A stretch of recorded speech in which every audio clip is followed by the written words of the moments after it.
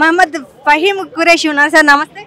నమస్తే అమ్మా. దాదాపు ఫస్ట్ రౌండ్ నుంచి దాదాపు నవీన్ యాదవ్ గారు మెజార్టీతో దూసుకెళ్తున్నారు. ఇప్పుడు దాదాపు ఒక వారం రోజుల నుంచి అసలు పర్సంటేజ్ ఏదన్నారు, ఫస్ట్ రౌండ్ నుంచే దూసుకుపోతుంది, ఏమంటారు? ఇప్పుడు ఒకటైతే కనిపిస్తుందమ్మా, మాట్లాడినప్పుడు నువ్వే సంతోషంగా ఉన్నావు. ఎందుకంటే నీకు కూడా ప్రజాపాలన మీద నీకు కూడా చాలా నమ్మకం ఉన్నట్టుంది. అందుకోసమే మా మెజార్టీ సైడ్ నువ్వు మాట్లాడుతున్నావు.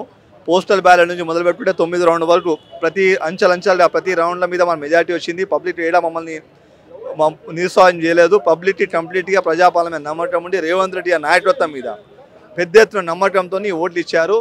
పబ్లిక్ మ్యాండేట్ ఇది రెఫరెండం అని చెప్పి కేటీఆర్ చెప్పారు. ఈ రెఫరెండం మేము యాక్సెప్ట్ చేశాము. ఇదే రెఫరెండం ఆయన యాక్సెప్ట్ చేసేసి ఆయన పదవి రాజీనామా చేస్తా అని చెప్పి నేను భావిస్తున్నాను. హైడ్రా కావచ్చు, ఫ్రీ బస్ కావచ్చు, 2500 కావచ్చు, ఎఫెక్ట్ పడుతుందని ప్రచారం జరిగింది. అన్ని పాజిటివ్ ఎఫెక్ట్ పడిగింది. ఎందుకంటే పబ్లిక్ తెలుసు హైడ్రా దేని తెచ్చారు. హైడ్రా పేద ప్రజల కోసం తెలియదు. హైడ్రా పేద ప్రజల ఆస్తిని ఎవడైతే డైవర్షన్ చేస్తున్నారో, దుర్మార్గంగా ఎవడైతే పొజిషన్ తీసుకున్నారో పిఆర్ఎస్ నాయకుడు వాళ్ళని తరిమి కొట్టి ప్రజల ఆస్తి ప్రజలు తిరిగి ఇయ్యనుంటే హైడ్రా పనిచేసింది. దాంతోపాటు సన్న బియ్యం అయితే ఏంది, సీఎం గారు తీసుకున్న ప్రతి నిర్ణయానికి పబ్లిక్ కంప్లీట్గా సీఎంతో పాటు ఆ నిర్ణయాలకు కట్టుబడి ఉండి సీఎం గారికి మ్యాండేట్ ఇచ్చారు. దాదాపు ఏదైతే అజారుద్దీన్ గారికి ఎలక్షన్ ఒక వారం రోజులు ముందుగా మినిస్ట్రీ పదవి ఇచ్చింది, అంటే ఈ మినిస్ట్రీ పదవి ఏమన్నా ఈ గెలుపుకి ప్రధాన కారణం కావచ్చా?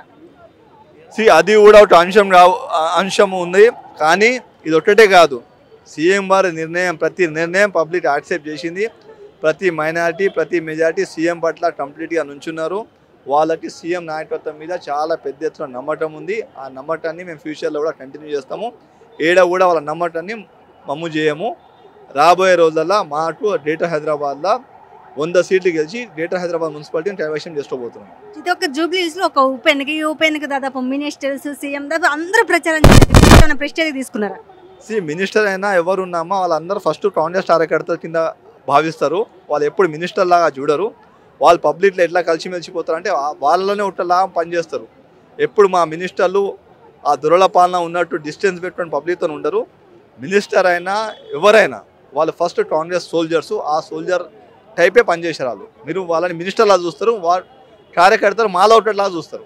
అది తేడా ఉంది కాంగ్రెస్ పార్టీలో బీఆర్ఎస్ పార్టీలో. దాదాపు ఏదైతే కాంగ్రెస్ పథకాలు ఉన్నాయో అవన్నీ అమలు చేయాలని ప్రజలు ఎదురు చూస్తున్నారు. మరి ఎప్పుడు దాదాపు మీరు అమలు చేసే ప్రయత్నం ఎప్పుడు చేస్తున్నారు? అన్ని అమలు అయితే ప్రతిదీ అంశాల వారీగా ప్రతి ఒక్క కమిట్మెంట్ ఏదైతే కాంగ్రెస్ పార్టీ ఇచ్చి ఎలక్షన్లో వచ్చిందో ప్రతి హామీ అమలు అవుతుంది. ప్రతి హామీ అమలు చేసే బాధ్యత కాంగ్రెస్ పార్టీది, ప్రతి ఆ క్యాబినెట్ది, రేవంత్ రెడ్డి గారిది. ఎట్లా ఇది ఉప ఎన్నిక గెలవబోతున్నారు, ఎట్లా నెక్స్ట్ సర్పంచ్ ఎలక్షన్కి వెళ్ళబోతున్నారు?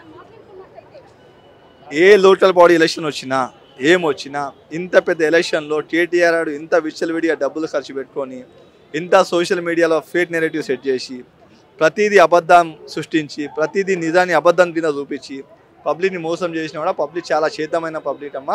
పబ్లిక్ చాలా అవేర్నెస్ ఉంది. పబ్లిక్ కంప్లీట్గా కాంగ్రెస్ పార్టీని మ్యాండేట్ ఇచ్చారు. కేటీఆర్ వర్కింగ్ ప్రెసిడెంట్ అయినప్పటి నుంచి గమనిస్తుంటా పోతే ప్రతి 5 ఎలక్షన్స్లో ఆయన ఓటమికి పాల్పడ్డారు. పబ్లిక్కి ఆయన లీడర్షిప్ మీద నమ్మకం పోయింది.